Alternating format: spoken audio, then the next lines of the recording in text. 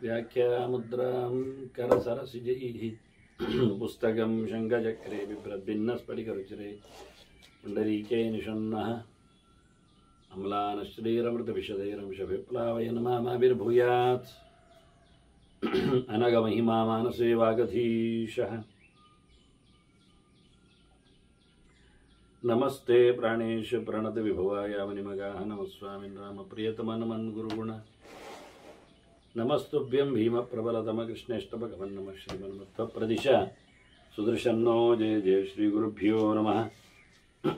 नारायणं सुरगुरुं जगदेकनाथं भक्तप्रियं सकललोकनमस्कृतं च त्रैगुण्यवर्जितमजमिमाद्यमीश वन्दे भवग्रहम् अमरासुरसिद्धवन्द्यं नारायणं नमस्कृत्य नरं चैव नरोत्तमं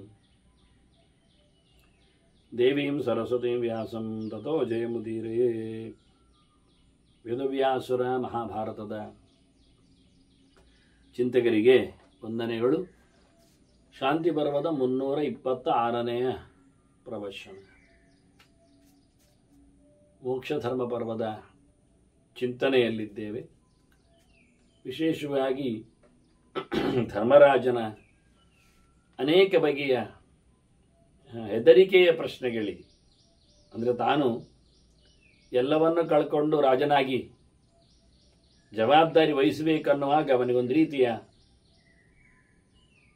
ಧರ್ಮದ ಮೇಲಿನ ಒಂದು ಜಿಜ್ಞಾಸೆ, ಹೆದರಿಕೆ, ಹೀಗಾಗಿ ಬೇರೆ ಬೇರೆ ಆಯಾಮಗಳಲ್ಲಿ ಆತ ಅದನ್ನು ಪ್ರಶ್ನಿಸ್ತಾ ಇದ್ದಾಗ ಭೀಷ್ಮರು ಸಹ ಬೇರೆ ಬೇರೆ ಹಿಂದಿನ ಸೋತವರ ಇನ್ನಿತರ ಅಹಂಕಾರ, ದರ್ಪ ಮುಂತಾಗಿ ತೋರಿಸಿಕೊಂಡವರ ಉಪದೇಶದ ಮಾತುಗಳನ್ನು, ಬದುಕಿನ ಕೆಲವು ನೀತಿ ತತ್ವಗಳನ್ನು ಉಲ್ಲೇಖ ಮಾಡಿದ್ದಾರೆ. ಹೀಗೆ ನಮುಚಿಯೆಡೆಗೆ, ಸೋತಿರುವವನೆಡೆಗೆ ಇಂದ್ರ ಅವನ ಪರಿಸ್ಥಿತಿಯ ಬಗ್ಗೆ ಲೇವಡಿ ಮಾಡುತ್ತಾ ಚಿಂತನೆಯನ್ನು ನಡೆಸಿಕೊಟ್ಟಿದ್ದಾನೆ. ಹಾಗಾಗಿ ನಮುಚಿ ಬಹಳ ಗಟ್ಟಿಯಾಗಿ ತನ್ನ ಬದುಕಿನ ತತ್ವಗಳೆಡೆಗೆ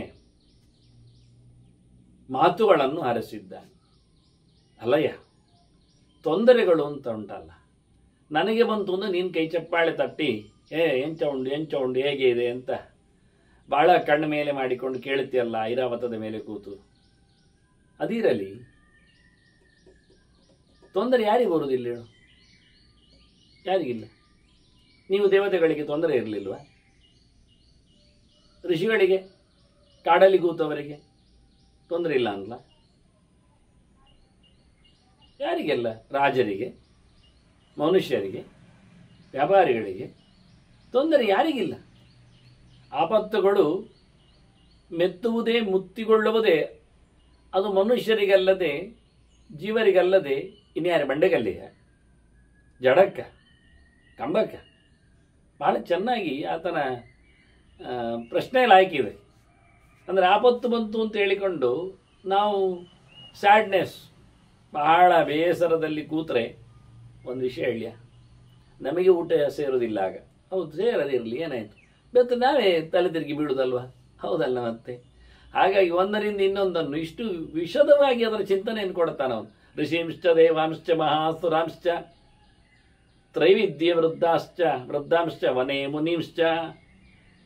ನೋಡಿ, ಋಷಿಗಳು, ಜ್ಞಾನಿಗಳು, ತಿಳಿದವರು, ಆದರೂ ತೊಂದರೆಗೆ ಒಳಗಾಗ್ತಾರೆ, ಸಂಕಟ ಪಡ್ತಾರೆ, ಮುಂದುವರಿತಾರೆ. ಯಾವ ಋಷಿಗಳು ನೋಡಿ, ವಿಶ್ವಾಮಿತ್ರ ಸೋತೆ ಅಂತೇಳಿ ಓಡಿದ್ದುಂಟ ಹಿಂದೆ? ವಸಿಷ್ಠ, ಯಾವ ಋಷಿಗಳ ಬಗ್ಗೆ ನೋಡಿ ಎಲ್ಲಿದೆ? ದೇವತೆಗಳು ಹಾಗೆ, ಅಗ್ನಿಯು ಅಡಗಿ ಕೂತಿದ್ದಾನೆ, ಮತ್ತೆ ಮೇಲೆದ್ದು ಬಂದಿದ್ದಾನೆ. ಹಾಗೆ ಋಷಿಂಶ ದೇವಾಂಶ ಮಹಾಸುರಾಂಶ. ನಾನೆಂಥದ್ದು, ದೊಡ್ಡ ದೊಡ್ಡ ಅಸುರರಿಗೇನೆ ತೊಂದರೆಗಳೆಲ್ಲ ಕಾಡಿದ್ದವು, ನನ್ನದೇನು ಸಂಕಟ ಮಹಾ ಅಂತಾನೆ. ಮತ್ತೀಚೆ ನೋಡಿದರೆ ತ್ರೈವಿದ್ಯ ವೃದ್ಧಾಂಶ್ಚ, 3 ವೇದಗಳಲ್ಲಿಯೂ ಪಳಗಿದವರು, ಅತಿಶಯಿತವಾದಂತಹ ಜ್ಞಾನವುಳ್ಳವರು, ಲೋಕಕ್ಕೆ ಜ್ಞಾನದ ಉಪದೇಶ ಮಾಡಲಿಕ್ಕೆ ನೆಲೆಗೊಂಡವರು. ಹಾಗೆ ವನೇ ಮುನಿಶ್ಚ, ಕಾಡಿನಲ್ಲಿ ಮೌನದಲ್ಲಿ ಇರ್ತಾರೆ. ರಾಜಋಷಿಗಳು ಇರ್ತಾರೆ, ಕೆಲವರು ವಾನಪ್ರಸ್ಥ ಗೈವವರು, ಗೃಹಸ್ಥರು ಇರ್ತಾರೆ, ವ್ಯಾಪಾರಿಗಳು ಇರ್ತಾರೆ, ಎಲ್ಲವನ್ನು ತೊರೆದು ಬಂದವರೆಲ್ಲ. ಇಂಥವರಿಗೆಲ್ಲ ಕಾಡಿನಲ್ಲಿ ಆಪತ್ತಿಲ್ಲ ಅಂತ ಕೊನೆ ಅದಕ್ಕೆ ವಿಶೇಷವಾಗಿ ಹೇಳಿತ್ತು. ಆಪತ್ತು ಎಲ್ಲ ಕಡೆ ಉಂಟು. ಕಾನ್ನಾಪದೋ ನೋಪನಮಂತಿ ಲೋಕೆ, ಲೋಕದಲ್ಲಿ ಪ್ರತಿಯೊಬ್ಬನನ್ನು ಆಪತ್ತುಗಳು ಫ್ಯಾಂಟ್ ಮಾಡ್ತವೆ, ಬಗ್ಗಿಸ್ತವೆ, ಗುದ್ದು ಕೊಡುತ್ತವೆ, ಬೀಳಿಸ್ತವೆ, ಮರ್ಯಾದೆ ತೆಗಿತಾವೆ. ಅಂದರೆ ಆಪತ್ತುಗಳಿಗೆ ಭಾರಿ ನಮಗೆಲ್ಲ ಅವಧಾನ ಪ್ರಪಂಚದಲ್ಲಿ ಕೆಲವೊಮ್ಮೆ ಇಂಥದ್ದೆಲ್ಲ ಹೇಳುವುದುಂಟು. ಅದನ್ನು ಬಣ್ಣಿಸಿರಿ, ಇದನ್ನು ತಿಳಿಸಿರಿ ಅಂತ. ಆಗ ನಾವು ಇದನ್ನೆಲ್ಲ ಕಟ್ಟಿ ಹಾಕಿ ಹೇಳಬೇಕಾಗ್ತದೆ. ಆಪತ್ತುಗಳಿಗೆ ಎಷ್ಟೆಲ್ಲ ಸಾಮರ್ಥ್ಯ ಇದೆ ಕೇಳಿದರೆ ಅದು ಬಗ್ಗಿಸ್ತಾವೆ, ಗುದ್ದುತ್ತಾವೆ, ಮರ್ಯಾದೆ ತೆಗಿತಾವೆ, ಕೆಲವೊಮ್ಮೆ ಅಡಗಿಸ್ತಾವೆ, ಮತ್ತು ಬೇರೆ ಬೇರೆ ರೂಪದಲ್ಲಿ ಬಂದು ಬೆದರಿಸ್ತಾವೆ. ಇರುವುದೊಂದೇ ಅವುಗಳಿಗೆ ನಾಟಕ, ವೇಷ ಹಾಕಿ ಬರುವುದು, ಮುಖವಾಡ ಬೇರೆ.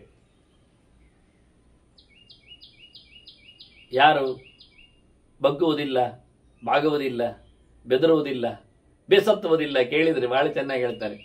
ಪರಾವರಜ್ಞಾಸ್ತು ನ ಸಂಭ್ರಮಂತಿ. ಮೇಲೆ ಕೆಳಗೆ ನೋಡಿದವರಿಗೆ ಯಾವತ್ತೂ ಏನು ಆಗುವುದಿಲ್ಲ. ಅದೆಂತ ಮಾರ್ರೆ, ಹೌದು, ಪರ ಅಪರ, ಮೇಲೆ ಕೆಳಗೆ, ಆಚೆ ಈಚೆ, ಅದು ಇದು, ಅವನು ಇವನು, ಹೀಗೆ ನೋಡಿಕೊಳ್ಬೇಕಂತ. ನಿನಗಿಂತ ಮೇಲಿನವನನ್ನು ನೋಡು, ಆಪತ್ತಿನಲ್ಲಿ ಬಿದ್ದವನನ್ನು, ಆಗ ನಿನಗೆ ಮಂಡೆ ಸರ್ತ ಆಗ್ತದೆ.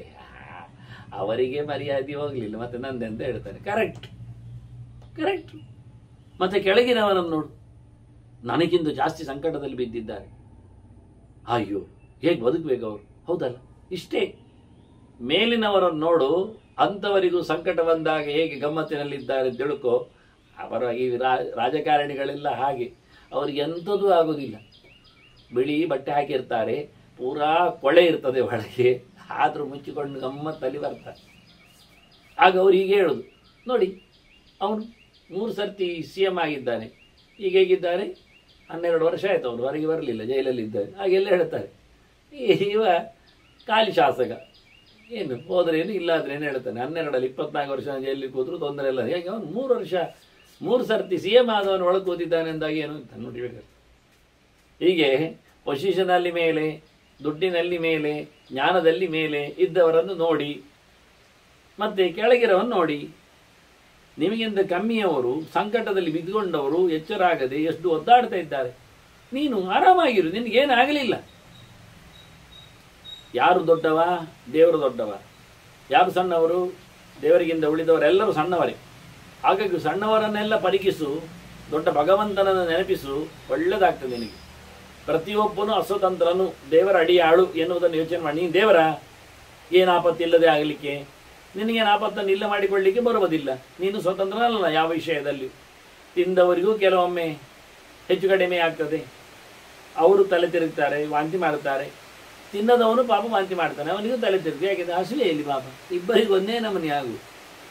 ಅವನಲ್ಲಿ ಮಾತ್ರ ಇಡೀ ಕಡಿ ಬರ್ತದೆ ವಾಂತಿ ಮಾಡಿದಾಗ, ಇವನಲ್ಲಿ ಬರೀ ನೀರು ಬಳ ಬರ್ತದೆ, ಅಷ್ಟು ವ್ಯತ್ಯಾಸ.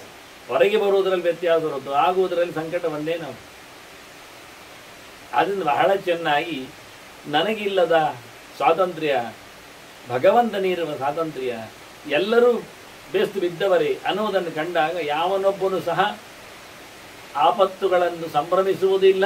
ಆಪತ್ತು ಬಂದಾಗ ಅದನ್ನು ಕಂಗೆಟ್ಟು ಓಡಾಡುವುದಿಲ್ಲ. ಭ್ರಮಂತಿ ನ ಸಂಭ್ರಮಂತಿ. ಭ್ರಮಂತಿ ಅಂದರೆ ಭ್ರಮೆಗೊಳಗಾಗುವುದು, ಓಡಾಡುವುದು, ಪರಿಭ್ರಮಣ, ಎಂತೆಲ್ಲ ಏನೆಲ್ಲ ಮಾಡುವುದು, ಮನಸ್ಸಿನಲ್ಲಿ, ಮಾತಿನಲ್ಲಿ, ಕೃತಿಯಲ್ಲಿ ಅದು ಯಾವುದು ಮಾಡುವುದಿಲ್ಲ. ತಿಳಿದವರು ಸುಮ್ಮನೆ ಇರ್ತಾರೆ, ತಲೆ ಹಚ್ಚಿಕೊಳ್ಳುವುದಿಲ್ಲ, ಕ್ರಿಯೆಯಲ್ಲಿ ಏನು ತೋರಿಸುವುದಿಲ್ಲ, ಬಾಯಲ್ಲಿ ಬಡಬಡಿಸುವುದು ಇಲ್ಲ.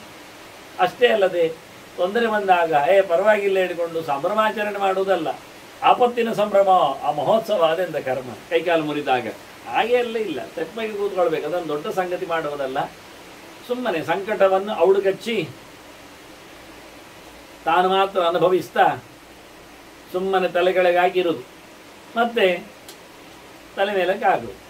ಹಾಗಂತಾರೆ, ನ ಪಂಡಿತ ಕೃಧ್ಯತಿ ನಾಭಿಷಜ್ಯತೆ ನ ಚಾಪಿ ಸಂಸೀದತಿ ನ ಪ್ರಹರ್ಷ್ಯತಿ.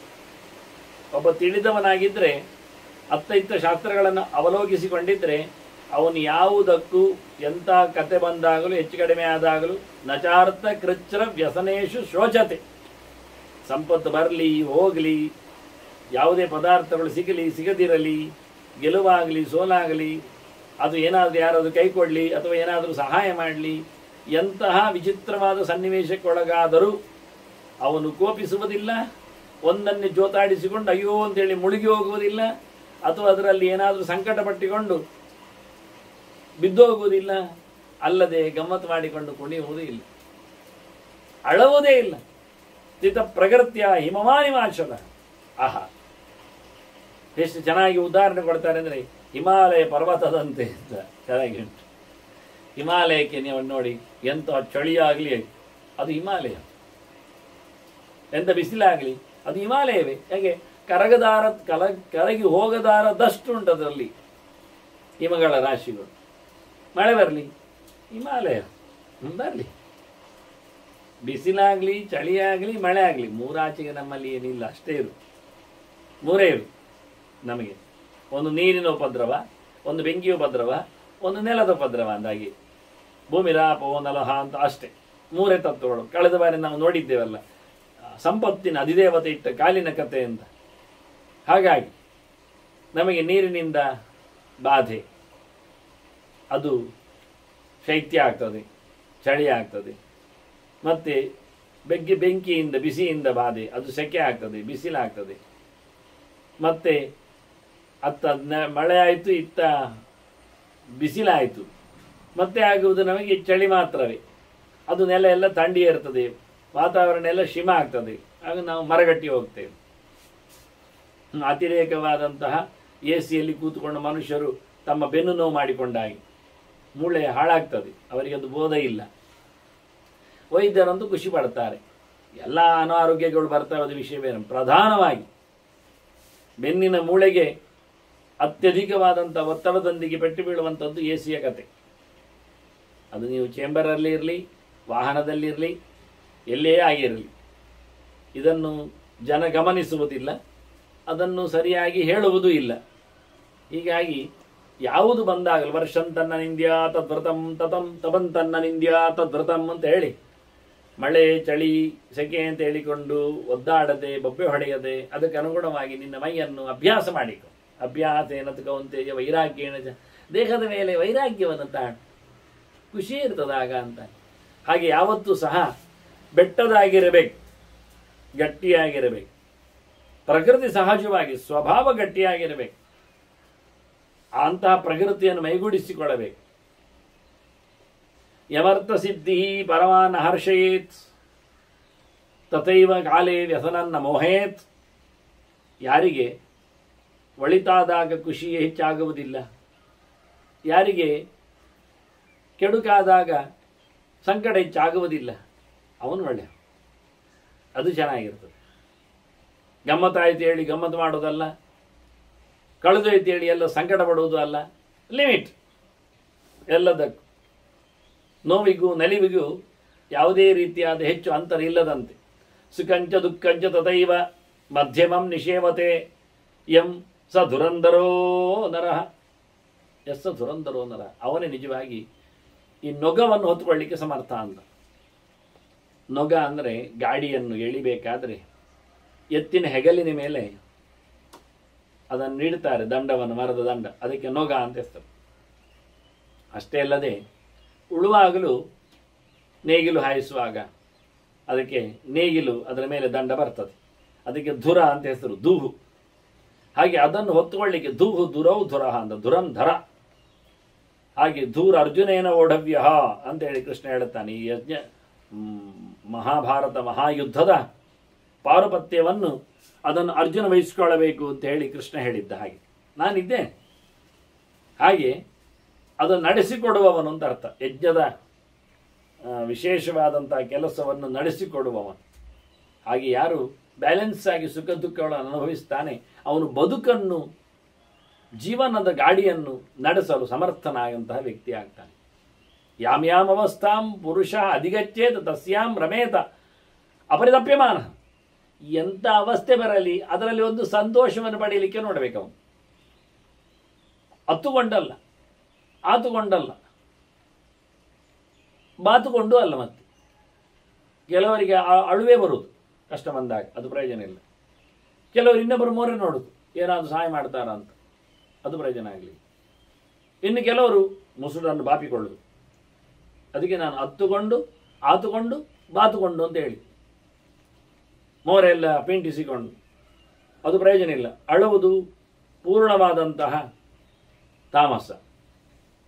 ಆತುಕೊಳ್ಳುವುದು, ಇನ್ನೊಬ್ಬರನ್ನು ಸಹಾಯಕ್ಕೆ ನಿರೀಕ್ಷೆ ಮಾಡಿಕೊಂಡು ಓಡುವುದು, ಅದೊಂದು ಸಾತ್ವಿಕವಾದ ಪ್ರವೃತ್ತಿ.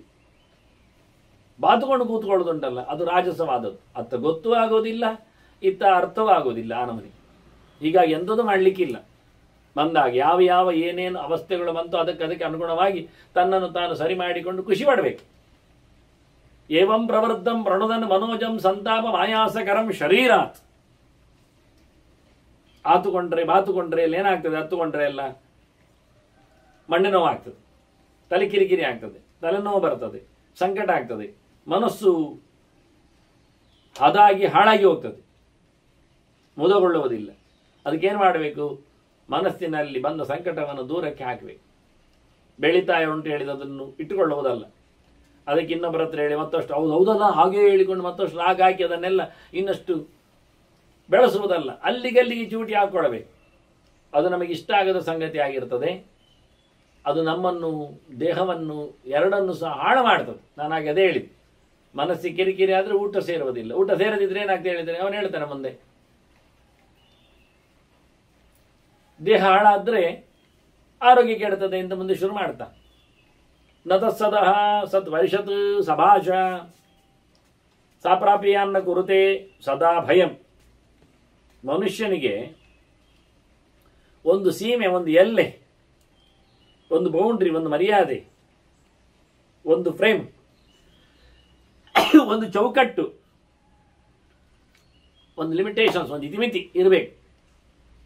ಯಾವ ಸಭೆಯಲ್ಲಿ, ಯಾವ ಸಮಾರಂಭದಲ್ಲಿ, ಯಾವ ಕ್ರೌಡಲ್ಲಿ, ಯಾವ ಗ್ಯಾದರಿಂಗಲ್ಲಿ, ಯಾವ ಒಂದು ಕೂಟದಲ್ಲಿ ಅಂಥದ್ದೊಂದು ಸರಿ ಇಲ್ಲ. ಧರ್ಮದ ಒಂದು ಚೌಕಟ್ಟಿನ ವ್ಯವಸ್ಥೆ, ಅದಕ್ಕೆ ಒಂದು ಹೆದರಿಕೆ ಇಲ್ಲ. ಇಷ್ಟ ಬಂದಾಗಿ ಯಾರು ಮಾಡಿಕೊಳ್ಳುತ್ತಾನೆ, ನೋಡಿಕೊಳ್ಳುತ್ತಾನೆ, ಇದ್ದು ಬಿಡುತ್ತಾನೆ, ಅವ ಬಿಟ್ಟು ತಿಂತ. ಅದು ಒಳ್ಳೆಯದಲ್ಲ ಅಂತ ವಾಸ್ತವವಾಗಿ. ನಿರ್ಭಯವಾದ ಪ್ರವೃತ್ತಿಗೆ ಎಲ್ಲರದ್ದು.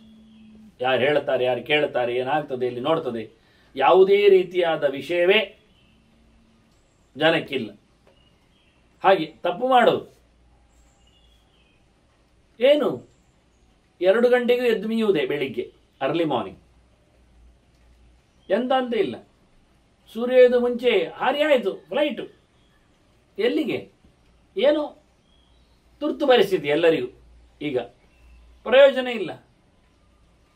ಹಾಗಾಗಿ ನಡುರಾತ್ರಿ 12 ಗಂಟೆಗೂ ಎದ್ದ, ಬಾಗಿಲು ತೆಗೆದ, ಕುಡಿದ, ತಿಂದ, ಮಲಗಿದ.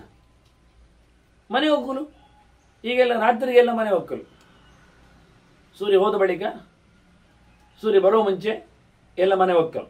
ಮುಹೂರ್ತ ಆಗಿದ್ದಾರೆ. ಏನು ಮುಹೂರ್ತ ಕರ್ಮ ಆಗ್ತಾರೆ? ರಾತ್ರಿ ಮನೆ ಹೋಗಲು ಮಾಡಿ ಮಲಗುದ? ನಮ್ದು ಥೀಮ್ ಏನು? ಪ್ರಯೋಜನ ಆಗಲಿಲ್ಲ. ಎಂತ ಮಾಡಿ ಮಾಡುತ್ತಾರೆ ಗೊತ್ತಿಲ್ಲ.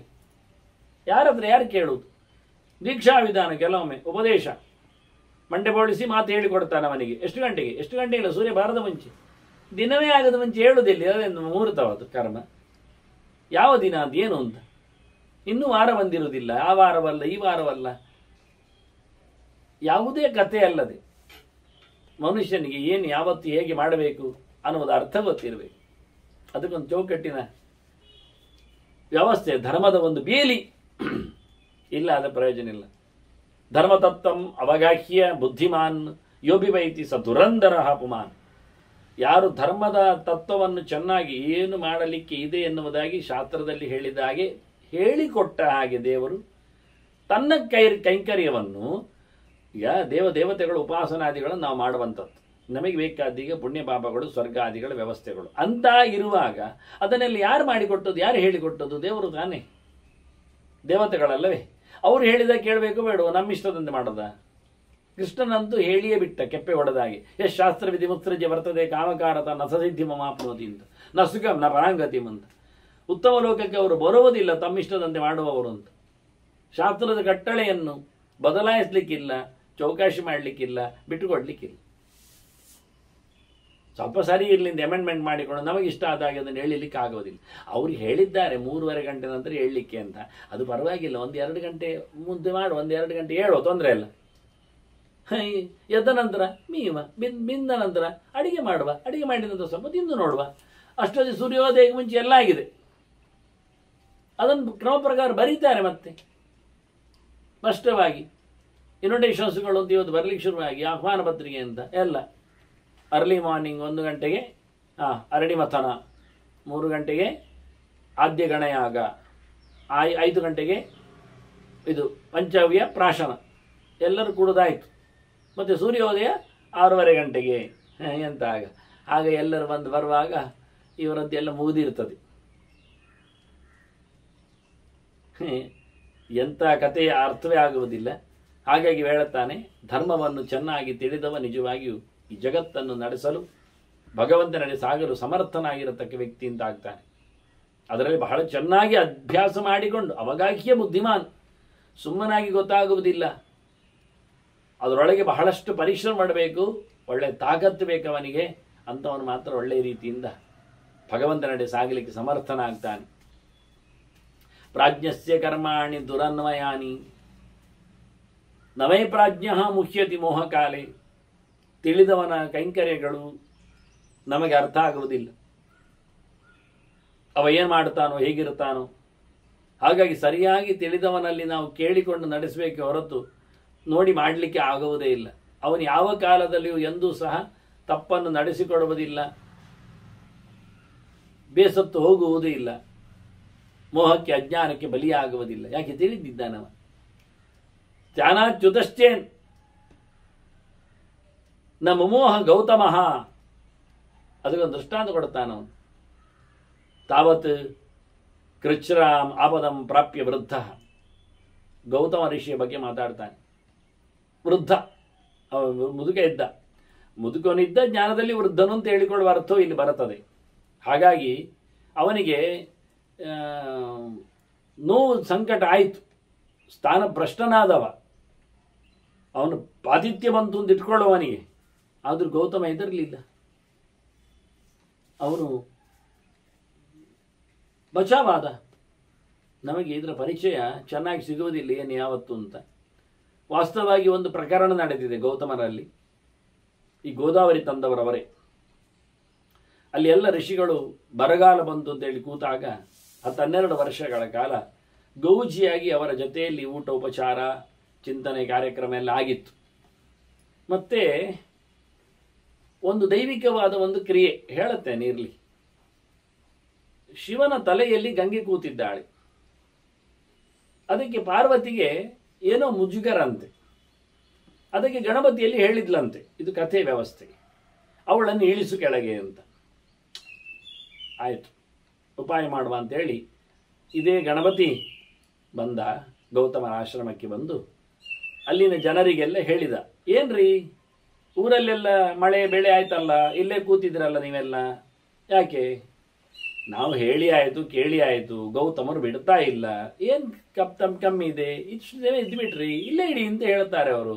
ಹಾಗೆಲ್ಲ ಗುರುಗಳನ್ನು ನಾವು ಅಸಡ್ಡೆ ಮಾಡಿ ಹೋಗ್ಲಿಕ್ಕೆ ಆಗ್ತದ ಅಂದರು. ಅದಕ್ಕೊಂದು ಉಪಾಯ ಮಾಡಿ. ಹಾಗಾದರೆ ಒಂದು ದನವನ್ನು ನಿರ್ಮಾಣ ಮಾಡಿ ಅವರ ಗಾರ್ಡನಲ್ಲಿ ಹೋಗುವಾಗೆ ಮಾಡಿ, ಅವರು ಅದನ್ನು ಏನೋ ಓಡಿಸ್ಲಿಕ್ಕೆ ಹೋಗ್ತಾರೆ, ಆಗ ಅದು ಬೀಳುವಂತೆ ಆಗಲಿ. ಗೋಹತ್ಯಾದಲ್ಲಿ ಇರಬಾರ್ದು ಅಂತ ಶಾಸ್ತ್ರ ಉಂಟು ಅಂತೇಳಿ ನೀವು ಹೋಗಿಬಿಡಿ. ಮತ್ತೆ ಅವರು ಅದನ್ನು ಬದುಕಿಸ್ಲಿಕ್ಕೆ ಗಂಗೆಯನ್ನು ತರಲಿ ಹೇಳಿಬಿಡ್ತಾನೆ. ಉಪಾಯ ಅವರಿಗೆ ಅನುಕೂಲ ಆಯಿತು. ಎಲ್ಲಿ ಕಲಿತಿದ್ದಾರೋ ಗೌತಮನ ಆಶ್ರಮದಲ್ಲಿ ಅಲ್ಲಿಗೆ ಕಲ್ಲು ಹಾಕಿದ್ರು ಅವರು. ನೋಡಿ, ಅನ್ಯಾಯ ಮಾಡಿದ್ರು ನೋಡಿ. ಮನುಷ್ಯ ಹಾಗೆ, ಹೆತ್ತ ಮಗುವಾದ್ರೇನು ಅಪ್ಪನನ್ನು ಕಡಿದು ತಿಂತಾವೆ ಕೆಲವೊಮ್ಮೆ. ಹಾಗೆ ವಿಚಿತ್ರವಾದಂಥ ವ್ಯವಸ್ಥೆ. ಶಿಷ್ಯರು ಹಾಗೆ ಗುರುಗಳನ್ನು ಮತ್ತೆ ಮಾರ್ಯಾರು, ಅವರ ವೃಂದಾವನದಿಂದ ದುಡ್ಡು ಮಾಡ್ಯಾರು. ಕೊನೆಗೆ ಅವರು ಸತ್ತೋದ್ರು ಅವರ ಶಾಂತಿ ಇವರದ್ದು ಮುಗಿಯುವುದೇ ಇಲ್ಲ. ಅವರು 70, 80, 90, 100 ಅಂತ ಹೇಳುತ್ತಾ ಅವರನ್ನು ಎಳ್ಕೊಂಡು ಹೋಗಿ ಅವರ ಹೆಸರಿನಲ್ಲಿ ಪೂರಾ ಈಗಿದ್ದ ಎಲ್ಲರನ್ನು ಸೇರಿಕೊಂಡು ಸೇವೆ ಮಾಡುತ್ತಾರೆ. ಆ ನಮನಿ. ಇದು ಮಕ್ಕಳು, ಇದು ಶಿಷ್ಯರು, ಇದು ಅಭಿಮಾನಿಗಳು, ಇದು ಪರಂಪರೆ. ಏನು ಮಾಡುವ? ಹಾಗಾಗಿ ಗೌತಮರಲ್ಲಿ ಅವರು ಮಾಡಿದ ಅಪಚಾರ, ಅವರು ದನವನ್ನು ಓಡಿಸಲಿಕ್ಕೆ ಕೈಯಲ್ಲಿ ಕಮಂಡಲು ಗಿಂಡಿ ಅದರಲ್ಲಿ ನೀರು ಪ್ರೋಕ್ಷಣೆ ಮಾಡಿದ್ದಷ್ಟೇ, ಅದು ಬಡಕ್ಕೆ ಬಿತ್ತು. ಅವರು ಹೇಳ್ತಾರೆ, ನೋಡಿ ಗೌತಮರೇ, ಗೋಹತ್ಯೆ ಮಾಡಿದ್ರಿ, ಈ ಆಶ್ರಮದಲ್ಲಿ ನಾವು ಇರ್ಲಿಕ್ಕೆ ಆಗೋದಿಲ್ಲ. ಎಲ್ಲಿ ಗೋಹತ್ಯೆ ಆಗುತ್ತೋ ಅಲ್ಲಿ ಮತ್ತೆ ಪವಿತ್ರಗೊಳಿಸ್ಲಿಕ್ಕೆ ಗಂಗೆ ಬರಬೇಕಾಗತ್ತೆ. ನಾವು ಹೋಗ್ತೇವೆ ಅಂತೇಳಿ ಹೋಗಿ ಆಯ್ತು ಅವರು ಸೀದಾ. ಗೌತಮರು ಯೋಚನೆ ಮಾಡಿದ್ರು, ಏನಾಯಿತು, ದನವನ್ನು ಎಬ್ಬಿಸುವ ಹೇಳಿ ಗಂಗೆಯನ್ನು ಪ್ರಾರ್ಥನೆ ಮಾಡಿದರು. ಗಂಗೆ ಬಂದ್ಲು, ಮತ್ತೆ ಅದರ ಮೇಲೆ ಹರಿದು ಗೋ ಎದ್ದಿತು. ಗೋದಾವರಿ, ದನವನ್ನು ಎಬ್ಬಿಸಿದ ನೀರದ್ದು ಗೋದಾವರಿ ಅಂತ ದಕ್ಷಿಣ ಗಂಗೆ ಆಯಿತು. ಇವತ್ತು ನಮಗೆ ಸಿಗತಕ್ಕಂಥ ಗೋದಾವರಿ ಅದು ಶುದ್ಧ ಗಂಗೆ ಗೌತಮನಿಂದ ಬಂದದ್ದು. ಅತ್ತ ಗೌತಮರು ಯೋಚನೆ ಮಾಡಿದರು, ಏನಿದು ದನ ಎಲ್ಲಿಂದ? ಓ, ಇವರ ಪಿತೂರಿಂದ ಗೊತ್ತಾಗಿ ಶಾಪವೇ ಕೊಟ್ಟರು ಅವರು. ನಿಮಗೆ ಕಲಿತದ್ದೆಲ್ಲ ಮರೆತೋಗಲಿ, ಕಲೀಲಿಕ್ಕೆ ಆಗದೇ ಹೋಗಲಿ ಅಂತ. ಎರಡು ವಿಚಿತ್ರ. ಗೌತಮಸ್ಯ ಋಷೇಶ ಶಾಪ ಅದು ಜ್ಞಾನೇತು ಅಜ್ಞಾನದ ಅಂಗತೆ ಅಂತ. ಗೌತಮರ ಶಾಪ ಎಷ್ಟು ಜೋರಿತ್ತು ಕೇಳಿದರೆ, ಮುಂದೆ ಬರುವವರಿಗೆಲ್ಲ ಓದಲಿಕ್ಕೆ ಆಗ್ತಿರಲಿಲ್ಲ, ಓದಿದ್ರು ಅರ್ಥ ಆಗ್ತಿರಲಿಲ್ಲ, ಅರ್ಥ ಆದರೂ ತಪ್ಪೇ ಅರ್ಥ ಆಗ್ತಾ ಇತ್ತು. ಸರಿ ಮಾಡಲಿಕ್ಕೆ ಮತ್ತೆ ವೇದವ್ಯಾಸರು ಬಂದದ್ದು ಅಂತ ಕತೆ ಮುಂದುವರಿತದೆ. ಇದು ಸ್ಕಂದ ಪುರಾಣ ಮುಂತಾದೆಡೆ ಬಂದಿವೆ ಕಥೆಗಳು. ಹಾಗಾಗಿ ಗೌತಮರ ಕಥೆ ಇಲ್ಲಿ ಬಂದಾಗ ಗೌತಮರು ಹೆದರಲಿಲ್ಲ. ಅವರು ತಮ್ಮ ಮನೆಯಲ್ಲಿ ತಮ್ಮ ಪೊಸಿಷನಲ್ಲಿ, ಸ್ಥಾನ ಅಂದರೆ ಅವರ ಪೊಸಿಷನ್ ಇಟ್ಕೊಳ್ಳುವ, ಅವರು ಸ್ಥಾನಾಚ್ಯುತಶ್ಚೇತ್ ನಮ್ಮ ಮೋಹ ಗೌತಮ ತಾವತ್ ಕಿರ್ಚರ ಮಾಪದಂ ಪ್ರಾಪ್ಯ ವೃದ್ಧ. ಅದು ಅವರು ಮಾಡಿಕೊಂಡದ್ದಲ್ಲ, ಅವರಿಗೆ ಇವರು ಮಾಡಿಬಿಟ್ಟದ್ದು. ಇದು ಗೌತಮರ ಪ್ರಾರಬ್ಧ. ಎಂಥ ಪ್ರಾರಬ್ಧ ಗೌತಮರದ್ದು? ಗೌತಮರ ಪ್ರಾರಬ್ಧ ಅಲ್ಲ. ಗೌತಮರ ಇಂತಹ ಸಂಕಟಕ್ಕೆ ಒಳಗಾಗಿ ನಮಗೊಂದು ದೊಡ್ಡ ಲಾಭ ಆಗಲಿಲ್ವ? ಗೋದಾವರಿ ಸಿಗಲಿಲ್ವ? ಅಲ್ಲಿ ಗಂಗೆ ಇಳಿದು ಹೇಳಿ ಪಾರ್ವತಿ ಖುಷಿಪಟ್ಲ? ಏನು ಕತೆ ಸುಮ್ಮನೆ ಇರುತ್ತೆ. ಸುಮಾರು ಅದರಲ್ಲಿ ಈ ಚಿಂತನೆಗಳೇ ಇರ್ತವೆ. ಯಾಕೆಂದರೆ ಗಂಗೆ ಸಂಪೂರ್ಣವಾಗಿ ಇಳಿಯುವುದಾ ಅಥವಾ ಅಲ್ಲಿ ಇಲ್ಲ ಆಗ್ತಾಳೆ ಅವಳು?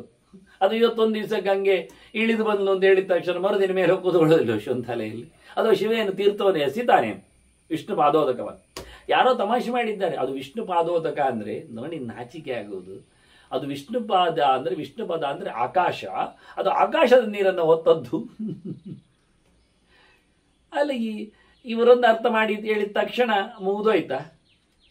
ಅಲ್ಲಿಗೆ ಆಗಿ ಹೋಯ್ತಾ? ಅದು ವಿಷ್ಣುಪಾದೋದಕ ಅಂತ ಹೇಳಿದ್ರಲ್ಲಿ ಮಾತ್ರ ಇವರು ಇಷ್ಟೆಲ್ಲ ಸರ್ಕಸ್ ಮಾಡ್ಲಿಕ್ಕೆ ಆಗ್ತದೆ. ಯಚ್ಚೌಚ ನಿಸ್ಸೃತ ಸರಿತ್ ಪ್ರವರೋದಕೇನ ತೀರ್ಥೇನ ಮೂರ್ಧ್ನಧಿಧೃತೇನ ಶಿವ ಶಿವಭೂತ್ ಅಂತ ನೀರು ಹೇಳಲಿಲ್ಲ, ತೀರ್ಥ ಅಂತ ಹೇಳಿದ್ದಾರೆ. ಯಚ್ಚೌಚ ನಿಸ್ಸೃತ, ಯಾವ ಪಾದವನ್ನು ತೊಳೆದು ಹೊರಹೊಮ್ಮಿದ ತೀರ್ಥೋದಕದಿಂದ ಅಂತ ಹೇಳಿ ಅವನೇ ಹೇಳಿದ್ದು, ಮತ್ತೆ ಯಾರು ಬೇರೆ ಹೇಳಿದ್ದಲ್ಲ.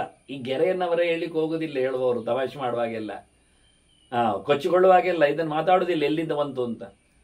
ಹೀಗಾಗಿ ಅವನೇ ಹೇಳಿಕೊಂಡದ್ದು. ನಾನು ಶಿವ ಆದದ್ದು ಯಾಕೆ ಅಂದರೆ, ಇಲ್ಲಾದರೆ ಶವ ಆಗ್ತಿದ್ದೆ, ಸ್ಮಶಾನದಲ್ಲಿ ಇರಲಾಗಿ ರುಂಡವನ್ನು ಹೊತ್ತವನಾಗಿ, ಮಾಲೆ ಹಾಕಿದವನಾಗಿ, ಭಸ್ಮಧಾರಿಯಾಗಿ, ಚಿತಾಭಸ್ಮ ಜೊತೆಯಲ್ಲಿ ಕಪಾಲ ಹಿಡಿಯಲು ಹೋಗಿ ಪ್ರೇತಗಣಗಳ ಜೊತೆಯಲ್ಲಿ ಉನ್ಮತ್ತರಂತೆ ನಾನು ಮೈ ಬಿಟ್ಟು ಕುಣಿಯುವಾಗ ನನ್ನನ್ನು ಶವ ಅಂದಾರು. ಆದರೆ ನಾನು ಶಿವ ಯಾಕೆ ಅಂದರೆ, ನನ್ನ ತಲೆಯ ಮೇಲೆ ಭಗವಂತನ ದಿವ್ಯ ಪಾದೋದಕ ನೆಲೆಗೊಂಡಿದೆ, ನನ್ನ ಬಾಯಿಯಲ್ಲಿ ಭಗವಂತನ ದಿವ್ಯ ನಾಮ ಅದು ಜಾಗೃತವಾಗಿದೆ, ಹಾಗಾಗಿ ನಾನು ಶುದ್ಧ ಅಂತ. ಬಹಳ ಚೆನ್ನಾಗಿದೆ ಅಂತ ಶಿವನನ್ನು ನಾವು ಮೆಚ್ಚುತ್ತೇವೆ. ಆದರೆ ಸುಳ್ಳಿ ಹೇಳಿ ಮೆಚ್ಚುವಂತ ಅಲ್ಲ. ಅವನ ತಲೆಯಿಂದ ಒಂದು ನೀರು ಮಾತ್ರ ಮಂಡೆ ಮೇಲೆ ಉಂಟು, ಅದು ಎಲ್ಲರ ತಲೆ ಮೇಲೂ ವಿಷ್ಣು ಪಾದೋದಕ ಇರ್ತದೆ. ಹಾಗೆ ವಿಷ್ಣು ಪದ ಅಂದರೆ ಆಕಾಶ ಆದರೆ ಮಳೆಗೆ ಒಂದೊಮ್ಮೆ ಒಕ್ಕೊಡೆ ಬಿಚ್ಚದಿದ್ರೆ ಅವನ ಮಂಡೆ ಮೇಲೆ ಎಲ್ಲರೂ ಶಿವರಾಗ್ತಾರೆ. ಆಗ ಎಲ್ಲರೂ ಶಿವರೇ, ಮಂಡೆ ಮೇಲೆ ನೀರು ಬಿದ್ದಿದೆ ಆಕಾಶದ್ದು ಅಂತ. ಬಹಳ ವಿಚಿತ್ರ. ಇರಲಿ, ಯಾವುದನ್ನು ಕೂಡಿಸ್ಲಿಕ್ಕೆ ಹೋಗಿ ಏನೋ ಒಂದು ಕಡೆಯಲ್ಲಿ ಕಳಚ್ತಾರೆ. ಹೀಗೆ ಗೌತಮ ಬಹಳ ಅದ್ಧೂರಿಯಾಗಿ ಆಪತ್ತನ್ನು ಗಟ್ಟಿ ಮನಸ್ಸಿನಿಂದ ಹಿಡಿದು ಚಲುವಾಗಿ ದಾಟಿಸಿದ್ದಾನಲ್ಲ ಅಂತ ಹೇಳಿ ನಮುಚಿ ಅವನ ದೃಷ್ಟಾಂತ ಹೇಳ್ತಾನೆ. ನಾನು ದೃಷ್ಟಾಂತಕ್ಕೆ ಅವನೊಂದು ಕತೆ ಹೇಳಿದೆ. ಇನ್ನೆಷ್ಟೋ ಅವನ ಚರ್ಯೆಯಲ್ಲಿ ಇನ್ನೊಂದು ಹೇಳೋದಾದರೆ, ಇವಳು ಅಹಲ್ಯೆಯ ಚಿಂತನೆಯಲ್ಲಿ ಗೌತಮರ ಕತೆ. ಇಂದ್ರ ಬಂದು ಅಹಲ್ಯೆಯನ್ನು ಕೆಡಿಸಿ ಹೋದಾಗ ಗೌತಮರು ಸಿಟ್ಟಾದಂಥ ವ್ಯವಸ್ಥೆ ಅದು ಗೌತಮರು ಇದು ಗೌತಮರ ಪ್ರಾರಬ್ಧ ಅಲ್ಲ, ಬಟ್ ಗೌತಮರು ಮಾಡಿಕೊಂಡ ಹೆಚ್ಚು ತಪಸ್ಸಿನ ಒಂದು ಕಡಿತ. ಭಾರಿ ತಪಸ್ಸಿನ ಮೂಟೆ ಆಗಿದ್ರು ಅವರು. ಅದಕ್ಕೆ ಇಂದ್ರನಿಗೆ ಶಾಪ ಕೊಡುವ ಮೂಲಕ ಅವರದ್ದು ತಪಸ್ಸು ಕಮ್ಮಿ ಆಯಿತು. ಕಮ್ಮಿ ಮಾಡಿಸ್ಲಿಕ್ಕೆ ಒಂದು ಉಪಾಯ. ಮತ್ತೆ ಎಂತ ಮಾಡಿದ್ರು ಗೌತಮರಿಗೆ ಶಾಪ ಕೊಡಲಿಕ್ಕೆ ಮನಸ್ಸು ಬರೋದಿಲ್ಲ. ಅವರ ಗಿಂಡಿ ಕಳೆದ್ರೆ, ಕಮಂಡಲ್ಲಿ ಎತ್ತಿಕೊಂಡು ಹೋದರೆ, ಅವರ ದಂಡ ಮುರಿದ್ರೆ, ಅವರ ಅಜಿನಯ ಅಪಹರಿಸಿದರೆ ಅವರಿಗೆಲ್ಲ ಅಷ್ಟೇನು ಬೇಜಾರಾಗೋದಿಲ್ಲ. ಹೀಗೆ ನೋಡಿ ಯಾರಷ್ಟೇ. ಆದರೆ ಇದು ಮಾಡಿದಾಗ, ಹೆಂಡತಿಯನ್ನೇ ಕೆಡಿಸಿದ ಅಂದಾಗ ಸಿಟ್ಟು ಬಂದಿದೆ. ಶಾಪ ಕೊಟ್ಟಿದ್ದಾರೆ. ಅಲ್ಲಿಗೆ ಮತ್ತೆ ಗೌತಮರನ್ನು ಅಹಲ್ಯೆಯನ್ನು ಉದ್ಧಾರ ಮಾಡಿದ ರಾಮಚಂದ್ರ ಒಟ್ಟು ಮಾಡುತ್ತಾನೆ. ರಾಮನ ಪಾದದ ಅಡಿಯಲ್ಲಿ ಅವರಿರುವರು ಮತ್ತೆ ಸೇರಿಕೊಳ್ಳುವ ಕಥೆ. ಹಾಗಾಗಿ ಗೌತಮರ ಕಥೆ ಎರಡು ಮೂರು ಆಚೀಚಿನ ಕಥೆಗಳು, ನಿನ್ನ ಅನೇಕ ಚರಿತೆಗಳಿವೆ. ಇದು ಯಾವುದರ ಬಗ್ಗೆ ನಮುಚ್ಚಿ ಗಲಾಟೆ ಮಾಡಿ ಹೇಳಿದ ಅರ್ಥ ಆಗೋದು, ಯಾಕೆಂದ್ರೆ ಇಂದ್ರನೇ ಹೇಳೋದ್ರಿಂದ ಅಲ್ಲೇ ಕಥೆಯನ್ನು ನೆನಪಿಸಿಕೊಂಡಿರ್ಬೋದು. ಅವನು ಇಂದ್ರನಿಗೆ ಮಾತಾಡ್ತಾ ಇದ್ದದ್ರಿಂದ, ನೋಡು ಗೌತಮ ಎಂತ ಮಾಡಿದ ಹೇಳಿ, ನೀನು ಗೌತಮನ ಮನೆಗೆ ಹೋಗಿ ವೇಷ ಹಾಕಿ ಏನು ಮಾಡಿಕೊಂಡು ಬಂದೆ ಅಲ್ಲ, ಹೆಸೆ ಕೆಲಸ, ಅದು ಗೌತಮನಿಗೆ ಆಯ್ತಾ, ಅಪಚಾರ ಆಯ್ತಾ, ಅಲ್ಲಿ ಜೊತೆಯಲ್ಲಿ ಆರಾಮವಾಗಿ ಮತ್ತೆವ ಬದುಕಿದ್ದಾನೆ ಅಂತ ಹೇಳಿಕೊಳ್ಳುವ ನೆಲವೂ ಇರ್ಬೋದು. ಅಂತೂ ಗುಟ್ಟಿನ ಕಥೆ ಇದು. ಇಂದ್ರನಿಗೆ ಗೊತ್ತಿರೋದ್ರಿಂದ ಗೌತಮನ ಬಗ್ಗೆ ಹೇಳ್ತಾ ನಮಚಿ ಬಾಯ ಆರಿಸಿರ್ಬೋದು. ನಾನು ನಿಮಗೆ ಒಳ್ಳೆಯ ಮಹಾಭಾರತದ ಚಿಂತನೆಯ ನೆರಳಿನಲ್ಲಿ ವೇದವ್ಯಾಸರ ಉಗಮಕ್ಕಾಗಿ ಕಾರಣವಾದಂಥ ಗೌತಮರ ಕಥೆಯನ್ನು ನಾನು ಮೊದಲು ಹೇಳಿಕೊಂಡೆ. ಹಾಗಾಗಿ ವಿಶೇಷವಾಗಿರತಕ್ಕಂಥ ವ್ಯವಸ್ಥೆ, ಮುಖ್ಯವಾಗಿ ಪೌರುಷೇಣ ಚ, ಯಾವುದರಿಂದಾಗಿ ಮನುಷ್ಯ ದುರ್ಲಭವಾದದ್ದನ್ನು ಪಡಿಲಿಕ್ಕಾಗ್ತದೆ ಕೇಳಿದರೆ ಏನು ಇಲ್ಲದೆ ಆಗುವುದಿಲ್ಲ.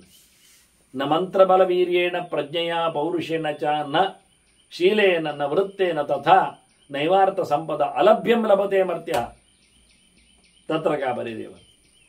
ಸಿಗಲಾರದ್ದನ್ನು ಪಡಿಬೇಕಾದ್ರೆ ಬಹಳಷ್ಟು ಒದ್ದಾಟ ಬರಲೇಬೇಕು. ಒದ್ದಾಟ ಪಡದೆ ಏನು ಲಾಭ ಆಗುವುದಿಲ್ಲ. ಕಷ್ಟವಾದದ್ದನ್ನು, ದುರ್ಲಭವಾದದ್ದನ್ನು, ಯಾರಿಗೂ ಸಿಗದೇ ಇರುವುದನ್ನು ನಾವು ಪಡಿಬೇಕಾದ್ರೆ ಹೇಳಿಕೊಳ್ಳಿಕ್ಕೆ ಸುಲಭ ಹೆಚ್ಚಿನವರಿಗೆಲ್ಲ. ಅವರು ಶತಾವಧಾನಿಗಳು, ನಾವು ಮಾಡಿಕೊಳ್ಳುವ, ಆಯ್ತು ಮಾಡಿಕೊಳ್ಳುವ, ಯಾರು ಮಾಡಬೇಡಿ, ಯಾರು ಹೇಳಲೇ ಇಲ್ಲ. ಅದಕ್ಕೂ ಪ್ರಯತ್ನ ಪಟ್ಟಿರಬೇಕಲ್ಲ. 100 ಕಡೆಯಿಂದ ಚಿಂತನೆಗಳನ್ನು ತನ್ನದಾಗಿಸಿಕೊಳ್ಳಿಕ್ಕೆ ಮೊದಲು ಓದಿಕೊಂಡಿರಬೇಕು. 100 ಹೊತ್ತಗಳಿತೆಯಲ್ಲಿ ಆರಾಮವಾಗಿ ಆಡಾಡ್ತಾ ಇದ್ರೆ ಒಂದು ಕಡೆಯಲ್ಲಿ 100ಕ್ಕೆ ಫೋಕಸ್ ಮಾಡಲಿಕ್ಕೆ ಬರ್ತದೆ. ಇತ್ತು 100 ಪ್ರತಿಮೆಗಳ ಭಗವಂತನ ರೂಪಗಳ ವಿಶೇಷಗಳ ಆರಾಧನೆ ಸಮನ್ವಯ ಮಾಡ್ತಾ ಕೂದಿದ್ರೆ ಅನ್ನೊಂದು ಕಡೆಯಲ್ಲಿ ಭಗವಂತನ 100 ರೂಪಗಳ ಅನುಗ್ರಹ ಮಾಡಲಿಕ್ಕೆ ತಯಾರಾಗ್ತದೆ. ಒಂದನ್ನೇ ತಿಂದುಕೊಂಡವ ಒಂದೇ ಕೆಲಸ ಮಾಡಿ, 10 ಬಗೆಯನ್ನು ತಿಂದುಕೊಂಡವ 10 ಕಡೆಯಲ್ಲಿ ತನ್ನ ಫೋರ್ಸ್ ಅನ್ನು ಉಪಯೋಗಿಸಿಕೊಂಡ ಅಲ್ಲವೇನು? ಆರೋಗ್ಯದ ಅಂಗಳದ ಕತೆ ಹಾಗೆ ಅಲ್ವಾ? ಖಾಲಿ ಹೊಟ್ಟೆಗೊಂದಿಷ್ಟು ಮಾತ್ರ ಹಿಟ್ಟು ಅಂತ ಹಾಕಿಕೊಂಡ್ರೆ ತಲೆಗಟ್ಟಿ ಆಗುವುದು ಯಾವಾಗ? ಕೈಕಾಲುಗಳು ಸೆಡೆದಿರೋದು ಯಾವಾಗ?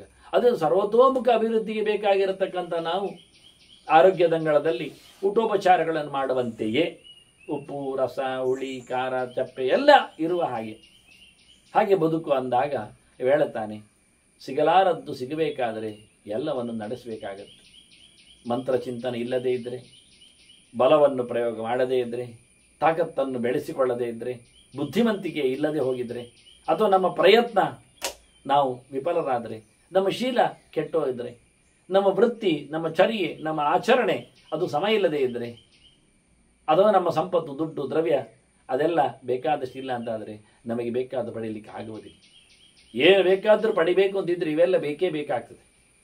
ಕೆಲವರಿಗೆ ಕೆಲವು ಮಂತ್ರದಿಂದ ಸಿದ್ಧಿ, ಕೆಲವರಿಗೆ ಪ್ರಯತ್ನದಿಂದ, ಕೆಲವರಿಗೆ ತಮ್ಮ ಬುದ್ಧಿವಂತಿಕೆಯಿಂದ, ಇನ್ನು ಕೆಲವರಿಗೆ ತನ್ನ ಆಚರಣೆಯಿಂದ, ಶೀಲದಿಂದ, ವ್ರತದಿಂದ, ಇವನ್ನೆಲ್ಲವನ್ನ ಹೇಳ್ತಾನವ, ಎಲ್ಲ ಇಟ್ಕೊಳುತ್ತಾನೆ.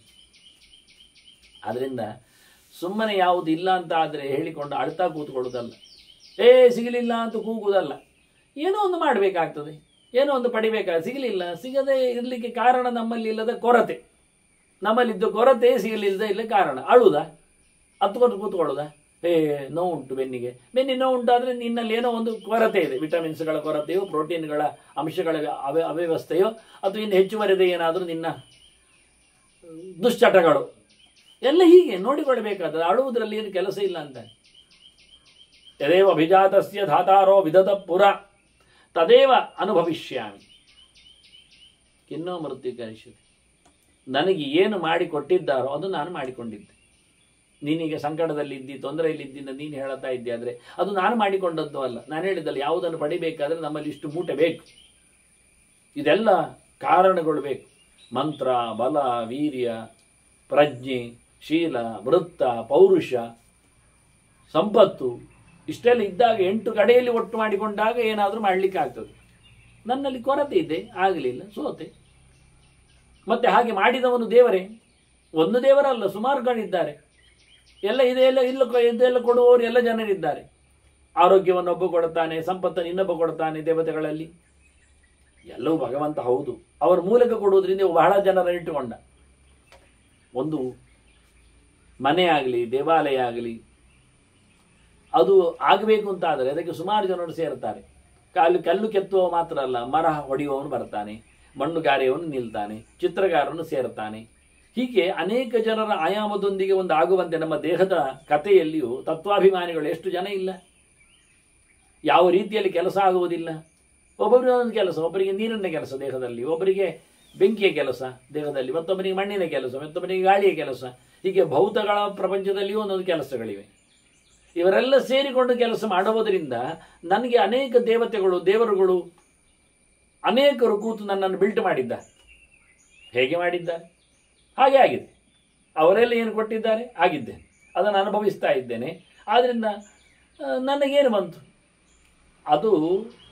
ಅದಕ್ಕೆ ಆಯುಷ್ಯ ಅಷ್ಟೇ. ಆದರೆ ಹಲ್ಲು ಮೊದಲು ಕೊಡಲಿಲ್ಲ, ಮತ್ತೆ ಬಂತು, ಬೇಗ ಹೋಯಿತು. ಸಾಯುವ ಮುಂಚೆ ಹಲ್ಲು ಹೋಯಿತು, ಸರಿ. ಅದು ಹುಟ್ಟುವಾಗ ಬರಲಿಲ್ಲ, ಅಳಲಿಕ್ಕಿಲ್ಲ. ಹುಟ್ಟುವಾಗ ತಾರದೇ ಇದ್ದದ್ದನ್ನು ಸಾಯುವಾಗ ಇಲ್ಲದೆ ಇರುವುದರಿಂದ ಅಳುವುದೇ ಅದಕ್ಕೆ, ಹೌದಲ್ಲ? ಮತ್ತೆ ಹುಟ್ಟುವಾಗ ನಡೀತಿರಲಿಲ್ಲ, ಹೌದು. ಸಾಯುವಾಗ ಹಾಗೆ ಮಲಗಿದ್ದು ಸತ್ರ ಏನಾಯಿತು? ಸರಿ ಉಂಟು. ಹಾಗೆ ದೇವತೆಗಳು ಕಳ್ಕೊಳ್ಳುವ ಕಥೆಗಳು, ಅದನ್ನು ನನ್ನದೇನು ಹೋಯಿತು? ಅವರೇ ಮಾಡಿಕೊಂಡದ್ದು. ತುಳಸಿಗಳು ಹುಟ್ಟುವಾಗ ಮಾತಾಡ್ತಿರಲಿಲ್ಲ, ಮತ್ತು ಸಾಯುವಾಗ ಮೌನ ಆಯ್ದ, ಸರಿ ಆಯಿತು. ನಾಯಿ ಬರುವುದಿಲ್ಲ ಆಗ. ಹುಟ್ಟುವಾಗ ಸರಿ ಕಿವಿ ಕೇಳೋದಿಲ್ಲ, ಸಾಯುವಾಗಲೂ ಕೇಳೋದಿಲ್ಲ. ಹುಟ್ಟುವಾಗ ಸಮ ತಿಂತಿರಲಿಲ್ಲ, ಸಾಯುವಾಗಲೂ ತಿನ್ನುವುದಿಲ್ಲ. ಆಯ್ತಲ್ಲ? ಹೀಗೆ ಅಂತಾನೆ. ಕಿನ್ನೋ ಮೃತ್ಯು ಕರಿಷ, ನನಗೆಂತ ಅಂತಾನೆ. ಲಬ್ಧವ್ಯಾನೇವ ಲಭತೆ, ಗಂತವ್ಯಾನೇವ ಗಚ್ಚತಿ, ಪ್ರಾಪ್ತವ್ಯಾನೇವ ಜಾಪ್ನೋತಿ, ದುಃಖಾನಿ ಸುಖಾನಿ. ಸಿಗುವುದೇ ಸಿಗುವುದು, ಹೋಗುವುದೇ ಹೋಗುವುದು, ಬಂದಂತೆ ಬರುವುದು, ಹೇಳುವುದು. ಮತ್ತೆಂತ ಉಂಟು? ಮನುಷ್ಯನಿಗೆ ಸಿಗಲಾರದ ದುಃಖ ಸಿಗ್ತದೆ ಅಂತ ಉಂಟ? ಅವನಿಗೆ ಅನುಭವಿಸಲಾರದ್ದು ಸುಖ ಅಂತ ಬರ್ತದ? ಇಲ್ಲ. ಹೋಗಲಾರದಲ್ಲಿ ಹೋದ ಹೇಳಿಕೊಂಡ? ಇಲ್ಲ. ಹೋಗುವುದಲ್ಲಿಯೇ ಹೋಗ್ತಾನೆ. ಅವನಿಗೆ ಹೋಗುವ ಯೋಗ್ಯತೆ ಇದ್ದರೆ ಹೋಗ್ತಾನೆ, ಅವನಿಗೆ ಬರೋ ಯೋಗ್ಯತೆ ಇದ್ದರೆ ಬರ್ತದೆ, ಅವನಿಗೆ ಹೇಳೋ ತಾಕತ್ತಿದ್ದರೆ ಆಗ್ತದೆ. ಅದರಿಂದ ಸುಖ ದುಃಖಗಳಾಗಲಿ, ಸೋಲು ಗೆಲುವುಗಳಾಗಲಿ, ಲಾಭ ನಷ್ಟಗಳಾಗಲಿ ಮನುಷ್ಯನಲ್ಲಿ ಯಾವತ್ತು ಅವನ ಪ್ರಕಾರದಲ್ಲಿ ಆಗುವುದು ಹೊರತು ಇನ್ಯಾರಿಂದಲೂ ಅಲ್ಲ, ಇನ್ಯಾವುದೂ ಅಲ್ಲ. ಸಿಗುವಂಥದ್ದೇ ಸಿಗುವಂಥದ್ದು, ಸಿಗಲಾರದು ಸಿಗುವುದೇ ಇಲ್ಲ. ಯಾರಿಗೆ ಯಾವತ್ತು ಏನು ಎಷ್ಟು ಸಿಗಬೇಕು ಅಷ್ಟು ಹಾಗಾಗಿ ಸಿಗುವುದು ಕ್ರಮ, ಮತ್ತೆಂಥದ್ದು ಅಲ್ಲ. ಅದನ್ನು ಪಡೆಯುವುದು ಪಡೆದಿದ್ದೇನೆ, ಹೋಗುವುದು ಹೋಗಿದೆ, ಇರುವುದು ಇದ್ದೇನೆ, ಇನ್ನೆಂತ ಆಗ್ಲಿಕ್ಕುಂಟು? ಹಾಗಾಗಿ ಆರಾಮ ಇದ್ದೇನೆ ಅಂತ ನಾವು. ಬರಲಾರದ ದುಃಖ ಬಂದಿದೆ ಹೇಳಲಿಕ್ಕಿಲ್ಲ. ಏತದ್ವಿದಿತ್ವ ಕಾಲೇನ ಯೋ ನಮುಹ್ಯತಿ ಮಾನವಃ ಕುಶಲಿ ಸರ್ವದುಃಖೇಶು ಸವೈ ಸರ್ವಧನೀನರ. ಇದನ್ನು ಚೆನ್ನಾಗಿ ತಿಳ್ಕೊಂಡು ಮನುಷ್ಯ ಒಂದೊಮ್ಮೆ ಬದುಕಿದ್ರೆ ಉಂಟಲ್ಲ, ಅದಕ್ಕೆ ಅವನು ಮನುಷ್ಯ ಅಂತ ಹೆಸರು, ಮಾನವ ಅಂತ ಹೆಸರು. ಮನಸ್ಸನ್ನು ಗಟ್ಟಿ ಮಾಡಿದ್ದಾನೆ ಅಂತ ಅರ್ಥ. ಅವನ ಆರಾಮ, ಎಲ್ಲ ಸಂಪತ್ತಿಗೆ ಒಡೆಯವ, ಎಲ್ಲ ಅವನಲ್ಲಿ ಉಂಟು ಅಂತ ಅರ್ಥ. ಅದೇ ಮುಖ್ಯ ಅಂತಾನೆ. ಇದರ ಆಚೆಗೆ ಏನೂ ಇಲ್ಲ. ವಾಸ್ತವವಾಗಿ ಗಟ್ಟಿಯಾಗು, ತಿಳುವಳಿಕೆ ತುಂಬಿತೋ ಮನುಷ್ಯ ಎಲ್ಲ ಫ್ರೀ. ಯಾಕೆ? ಅವನಿಗೆ ದೇಹವು ಅನುಕೂಲ ಆಗ್ತದೆ, ಮನಸ್ಸು ಮುದುವಾಗಿರುತ್ತದೆ, ಪರಿಸರವು ಅವನಿಗೆ ಪ್ರೇಮವನ್ನು ಕೊಡುತ್ತದೆ. ಇಷ್ಟು ಚಂದವಾಗಿ ಹೇಳಿದ್ದ ಇಂದ್ರನಿಗೆ ಉಪದೇಶವನ್ನು ಧರ್ಮರಾಜ ಮತ್ತೆ ಪ್ರಶ್ನೆ ಕೇಳುತ್ತ. ಅವನಿಗೆ ಅದುವೇ ಪ್ರಶ್ನೆ ಮತ್ತೆ ಕಾಡೋದು. ಅಲ್ಲ, ಒಳ್ಳೆದಾಗುವುದು ಹೇಗೆ ಮಾರೇರೆ ಅಂತ. ಅವನಿಗೆ ಈಗ ಒಳ್ಳೆದಾಗಲಿ, ಗಂಡಾಬಟ್ಟೆ ಅವನು ಸಂಕಟದಲ್ಲಿದ್ದಾನೆ, ಬಹಳ ಜನರನ್ನು ಕಳ್ಕೊಂಡಿದ್ದಾನೆ. ಬೇರೆ ಹಾಗೆ ಕೇಳ್ತಾನೆ, ಮಗ್ನಸ್ಯ ವ್ಯಸನೇ ಕೃಶ್ರೇ ಕಿಂ ಶ್ರೇಯ ಪುರುಷಸ್ಯ ಹಿ. ಮನುಷ್ಯನಿಗೆ ತುಂಬ ವ್ಯಸನದಲ್ಲಿ ಮುಳುಗಿದ್ದಾರೆ, ಅದು ಬಹಳ ಕಠೋರವಾದಂತಹ ಕಷ್ಟ. ಅಂತಹ ಸಂದರ್ಭದಲ್ಲಿ ಅವನಿಗೆ ಒಳಿತಾಗುವುದು. ಒಳಿತು ಅಂದರೆ ಈಗಕ್ಕೆ ಖುಷಿಯಲ್ಲ, ಆತ್ಯಂತಿಕವಾಗಿ ಕೊನೆಯವರೆಗೂ ಉಸಿರಿನವರೆಗೂ ಇರುವ ಹಾಗೆ ಮತ್ತೂ ಒಳ್ಳೆಯದಾಗುವ ಹಾಗೆ ಎಂತಾದರೂ ಉಂಟ ಮಾರೇ ಅಂತ ಕಷ್ಟ. ಎಂಥದ್ದು ಕೇಳಿದರೆ, ಬಂಧುನಾಶೆ ಮಹೀಪಾಲ, ರಾಜ್ಯನಾಶೆ ಅಥವಾ ಪುನಃ ಅವ ಎಲ್ಲರನ್ನು ಕಳ್ಕೊಳ್ತಾನೆ ಮತ್ತು ಎಲ್ಲವನ್ನು ಕಳ್ಕೊಳ್ತಾನೆ. ಮಕ್ಕಳು, ಮನೆ ಮಂದಿಗಳು, ಇವ್ರು ಯಾರಿಲ್ಲ ಜೊತೆಯಲ್ಲಿ. ಅವನಿಗೆ ಬೇಕಾದಂಥ ರಾಜ್ಯ ಸೂರು ಅದು ಇಲ್ಲ. ಇಂತಹ ಕಷ್ಟವಾದಂಥ ಕಾಲದಲ್ಲಿ ಮನುಷ್ಯನ ಬದುಕಿನ ಯೋಚನೆಯನ್ನು, ಈಗ ಅವನದ್ದೇ ಪರಿಸ್ಥಿತಿಯನ್ನು ಅವನು ಬೇರೆ ರೀತಿಯಲ್ಲಿ ಕೇಳು. ಅವನಿಗೆ ಮಕ್ಕಳನ್ನು ಕಳ್ಕೊಂಡಿದ್ದಾನೆ, ಅತ್ತ ಗುರು ಹಿರಿಯರನ್ನು ಕಳ್ಕೊಂಡಿದ್ದಾನೆ, ಇತ್ತ ರಾಜ್ಯ ಕಳ್ಕೊಂಡಿದ್ದ, ರಾಜ್ಯ ಸಿಕ್ಕಿದೆ ಅಂತಾಗಿದೆ, ಅದು ರಾಜ್ಯ ಏನು ಅಲ್ಲ ಆಗಿದೆ ಈಗ. ಆದರೆ ಅದನ್ನು ಅಂಟಿಸಿಕೊಳ್ಳದೆ ಹೇಳ್ತಾನೆ. ಅದಕ್ಕೆ ಭೀಷ್ಮರು ಹೇಳ್ತಾರೆ, ಅಂಥ ಸಂದರ್ಭದಲ್ಲಿ ದೊಡ್ಡ ಸಂಗತಿ ಏನಿಲ್ಲ ಮಾರಾಯ ಅಂತ. ಮತ್ತೆ ಧೃತಿ ಶ್ರೇಯಸ್ಕರೀಂದ್ರಪ್ಪ, ಅವನಿಗೆ ಶ್ರೇಯಸ್ಸನ್ನುಂಟು ಮಾಡುವುದು ಸಂಗತಿಯನ್ನು ಕೇಳಿದರೆ ಧೈರ್ಯ ಅಂದ್ಬಿಟ್ಟು. ಧೈರ್ಯ ಇದ್ರೆ ಆಯ್ತು. ಧೈರ್ಯ ಇದ್ರೆ ಆಯ್ತು ಅಂದ್ರೆ ಧೈರ್ಯೇಣ ಯುಕ್ತಸ್ಯ ಸತಃ ಶರೀರಂ ನಶಿಷ್ಯೇರ್ಯತ್. ಧೈರ್ಯ ಒಂದು ಇದ್ದು ಬಿಟ್ಟರೆ ಉಂಟಲ್ಲ ಮನುಷ್ಯನಿಗೆ ಏನು ಆಪತ್ತಾಗುವುದಿಲ್ಲ, ಮಂಡೆ ಮಾರಿ ಬರುವುದಿಲ್ಲ ಅಂತಾನೆ. ದೇಹಕ್ಕೆ ಏನು ಘಾಸಿ ಆಗುವುದಿಲ್ಲ, ಗಟ್ಟಿ ಮುಟ್ಟಿರ್ತಾನೆ. ಧೈರ್ಯ ವಹಿಸಿಕೊಂಡ್ರೆ ಮನಸ್ಸು ಗಟ್ಟಿಯಾದರೆ ದೇಹ ಗಟ್ಟಿ ಆಗ್ತದೆ. ಅವನು ಹೇಳು ದೇಹ ಗಟ್ಟಿಯಾದರೆ ವಿಶೋಕತ ಸುಖಂ ದತ್ತೇ ದತ್ತೇ ಚ ಆರೋಗ್ಯ ಉತ್ತಮ. ಒಂದೊಮ್ಮೆ ಅವನಿಗೆ ಧೈರ್ಯ ಇದ್ದರೆ, ಅವನು ಯಾವುದೇ ಮನಸ್ಸಿನಲ್ಲಿ ಕಿರಿಕಿರಿ ಮಾಡಿಕೊಳ್ಳದಿದ್ದರೆ, ದುಃಖವನ್ನು ಅನುಭವಿಸ್ತಾ ಇಲ್ಲ ಆದರೆ, ಶೋಕಕ್ಕೆ ಒಳಗಾಗದಿದ್ದರೆ ಆರಾಮವಾಗಿ ಗಮ್ಮತ್ತಿರ್ತಾನೆ, ಅಶೋಕನಾಗ್ತಾನೆ.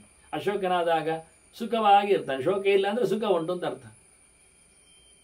ಸುಖವಾಗಿರ್ತಾನೆ. ಸುಖವಾಗಿದ್ದರೆ ಆರೋಗ್ಯ ಉತ್ತಮವಾಗಿರ್ತದೆ. ಆರೋಗ್ಯ ಉತ್ತಮವಾಗಿದ್ದರೆ ಆಯುಷ್ಯ ಬಹಳಷ್ಟು ದಿನ ಇರ್ತದೆ. ಆರೋಗ್ಯಾಚ ಶರೀರಸ್ಯ ಸಪುನರ್ವಿಂದತೆ ಶ್ರಿಯಂ.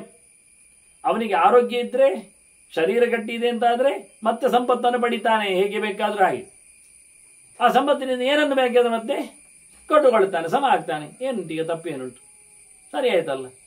ಯಶ್ಚ ಪ್ರಾಜ್ಞ ನರಸ್ತಾತ ಸಾತ್ವಿಕೀಂ ವೃತ್ತಿಮಾಸಿತಃ ತಸ್ಯೈಶ್ವರ್ಯಂ ಚ ಧೈರ್ಯಂಚ ವ್ಯವಸಾಯಶ್ಚ ಕರ್ಮಸ್. ಯಾವ ವ್ಯಕ್ತಿ ವಿಶೇಷವಾಗಿ ತಿಳಿದು ಕೆಲಸ ಮಾಡ್ತಾನೆ, ಓದಿಕೊಂಡಿರಬೇಕು, ಜ್ಞಾನಿಯಾಗಿರಬೇಕು, ಮತ್ತೆ ಒಳ್ಳೆಯ ಕೆಲಸದಲ್ಲಿ ತೊಡಗಿರಬೇಕು. ಕೆಲವರಿಗೆ ಒಳ್ಳೆ ಜ್ಞಾನ ಇರ್ತದೆ, ಆದರೆ ಕೆಟ್ಟ ಕೆಲಸ ಮಾಡ್ತಾರೆ, ಅದರಿಂದ ಹಾಳಾಗ್ತಾರೆ. ತಿಳಿದವರು ಹಾಳಾಗ್ತಾರೆ. ಕೆಲವರಿಗೆ ಒಳ್ಳೆ ಏನು ಗೊತ್ತಿರೋದಿಲ್ಲ, ಒಳ್ಳೆ ಕೆಲಸ ಮಾಡ್ತಾರೆ, ಆದರೆ ಅವರು ಶೈನ ಆಗೋದಿಲ್ಲ. ಯಾಕೆಂದರೆ ಅವರಿಗೆ ಪರಿಚಯ ಇಲ್ಲ. ಅದರಿಂದ ಕೆಲವರಿಗೆ ಕೆಟ್ಟ ಜ್ಞಾನ ಇರ್ತದೆ, ಒಳ್ಳೆ ಕೆಲಸ ಮಾಡ್ತಾರೆ, ಅದ್ರ ಉಪಯೋಗ ಆಗುವುದಿಲ್ಲ. ಹಾಗಾಗಿ ಒಳ್ಳೆಯ ಜ್ಞಾನ, ಒಳ್ಳೆಯ ಅರಿವು, ಒಳ್ಳೆಯ ತಿಳಿವು, ಒಳ್ಳೆಯ ವೃತ್ತಿ, ಒಳ್ಳೆಯ ಕೆಲಸ, ಹಾಗಿದ್ರೆ ಮಾತ್ರ ಚೆನ್ನಾಗಿ ಓದಿಕೊಂಡಿದ್ದಾನೆ, ಅಭ್ಯಾಸ ಮಾಡ್ತಾನೆ, ಅಧ್ಯಯನ ಉಂಟು, ಜಪದ ಅನುಷ್ಠಾನ ರಿತನಾಗಿದ್ದಾನೆ, ಆದರೆ ವೃತ್ತಿ ಮಾತ್ರ ಅವನು ವೈದ್ಯನಿದ್ದಾನೆ ಅಂದ್ರೆ ಏನರ್ಥ ಆಯ್ತು? ಅವನು ರೋಗಿಯ ಹತ್ತಿರದಲ್ಲಿ ಅವರ ರೋಗೋಪಚಾರ ಮಾಡ್ತಾ, ಅಲ್ಲಿರತಕ್ಕಂಥ ಕೊಳೆ ಗಳೆ ಮತ್ತೊಂದನ್ನು ತೆಗಿತಾ ಹೊಡಿತಾ ಹೆಣವನ್ನು ಮುಟ್ಟಿ ಮಾತಾಡಿಸ್ತಾ ಎಲ್ಲ ಬರಬೇಕು. ಈ ಅನುಷ್ಠಾನ ಹೇಗಾಗ್ತದೆ? ಅವನಿಗೆ ಬಹಳ ರೋಸಿ ಹೋಗ್ತದೆ, ತೊಂದರೆಗೊಳಗಾಗ್ತಾನವ. ಹಾಗೆ ಒಳ್ಳೆ ಅರಿವಿದ್ದವನಿಗೆ ಕೆಟ್ಟ ಕೆಲಸ, ಕೆಲವು ಒಳ್ಳೆ ಕೆಲಸ, ಒಳ್ಳೆ ಅರಿವೇ ಇಲ್ಲ. ದೇವರ ಪೂಜೆಯಲ್ಲಿ, ದೇವಸ್ಥಾನದಲ್ಲಿ ಅರ್ಚಕನಾಗಿ ಮತ್ತೊಂದಾಗಿರ್ತಾನೆ. ಹೊರಗೆ ಅವನಿಗೆ ಸಂಸ್ಕೃತ ಜ್ಞಾನ ಇರುವುದಿಲ್ಲ, ಅವನು ಇಂಗ್ಲಿಷ್ ಓದಿರ್ತಾನೆ, ಅದರಲ್ಲಿ ಕಾನ್ವೆಂಟಲ್ಲಿ ಕಲಿತಿರ್ತಾನೆ, ಸಂಸ್ಕೃತಿ ಇರುವುದಿಲ್ಲ ಅವನಿಗೆ. ಅದ್ರೇನು ಮಾಡುವ? ಎಂತಾಯ್ತು?